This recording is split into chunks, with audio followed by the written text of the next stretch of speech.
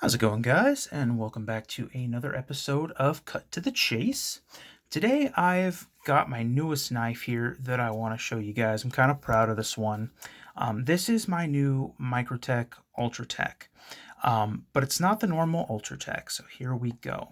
It does have the fairly standard coloration to the chassis. It's the black aluminum, but this is the one with the bronze hardware, and not just the bronze hardware. This is the one that has their apocalyptic finish, they call it. I brought my flashlight here because before I bought it, I couldn't get a clear picture anywhere online of what it actually was supposed to look like. So I'm trying to see if I can show it here. There are like small speckles and pseudo stress marks on the blade. Not just the blade, but the pocket clip, the switch, all the hardware that I thought was super cool. As far as actual stats on this knife, I'm just going to power through this real quick because I want to start keeping these reviews short, and that way that gives me a little bit of time at the end to just kind of like share my general feelings. So this model on this one, if you like it, is the 122-13 AP. The AP is their designation for that apocalyptic finish. It's got an M390 blade on it. It's a USA made. The handle is black anodized 6061 T6 aluminum. This is the double edge version, the D/E. They do have single edge, tanto, all sorts of different ones, but I thought for this I did like the double edge. Overall, it's about 8.5 inches. The blade itself is about 3.44, so just under 3.5 inches, according to Microtech. The handle itself, when the knife is closed, is coming in at about 4.625 inches. Now, I do not know if that counts the glass breaker. It might just be the handle itself, but either way, it's pretty close. They're also giving this a weight of about 3.6 ounces. I don't have my scale handy, so I can't say exactly how accurate that is. I get the feeling it might be slightly heavier than that, but not by a huge margin. So I've had this only for a few days. Some of the things I've noticed though, I have messed with plenty of other Ultratechs, like friends have had them. I've messed with some in stores. One of our local gun stores here is a Microtech dealer, so I've messed with a bunch of them there. But this one seems to fire a bit harder than any of the others that I have used before. It comes out with a good amount of force. And most Ultratechs that I've messed with, I would say usually a medium amount of force. They're not a slouch by any means, but this one's got some kick to it.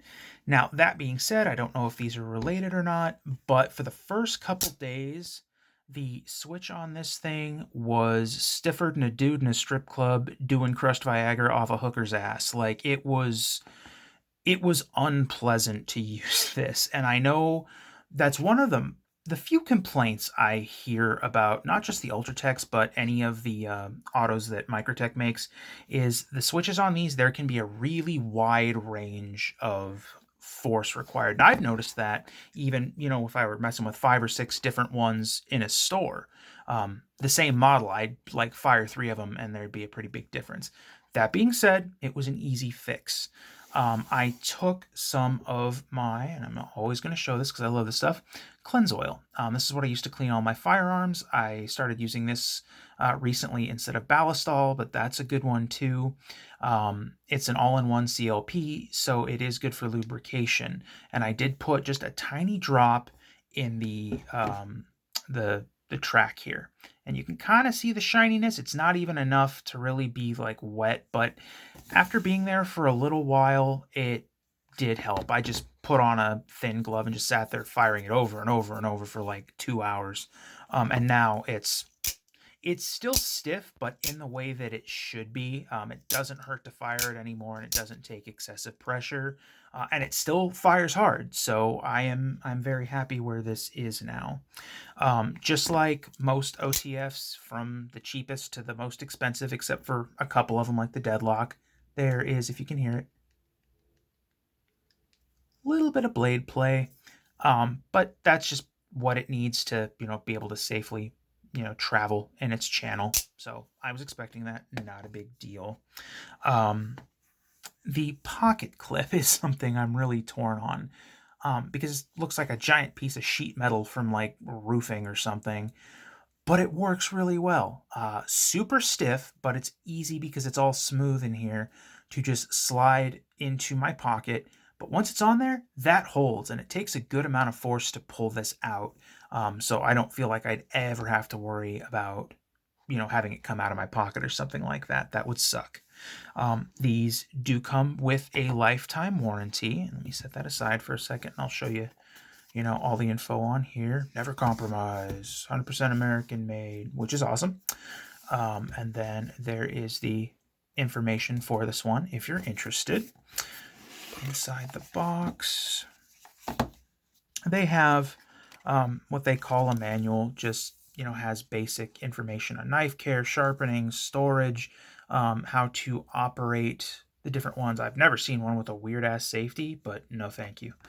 So that's cool. And then the bag that it came in, it even has the initials of the person who inspected it before it was shipped out. So that was neat.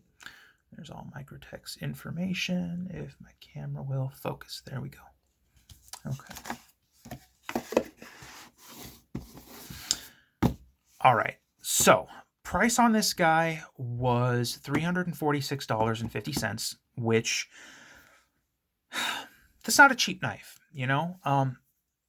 but if you're comparing apples to apples with different like Ultratechs and things in this line, it's really not bad. Some of the more basic models, just straight black handles, just the standard satin blade or whatever, not a whole lot less expensive. And honestly, if it wasn't for me for some reason really loving that distressed bronze look, I probably wouldn't still have an Ultratech.